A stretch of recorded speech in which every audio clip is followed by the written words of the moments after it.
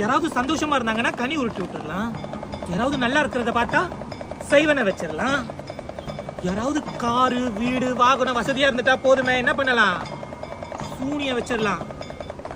அதே நமக்கும் மேல வசந்துட்டாங்கன்னா என்ன பண்ணணும், ஏவி விட்டு அந்த குடும்பத்தையே அழிச்சிருவோம், வாழவே விடக்கூடாது.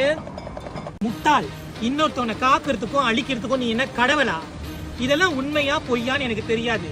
ஆனா அடுத்தவங்களை அழிச்சிடணுங்கிற எண்ணம் என்னைக்கு உனக்குள்ளார வந்துச்சோ அன்னையோட உன்னுடைய அழிவு காலம் ஆரம்பமாயிருச்சு.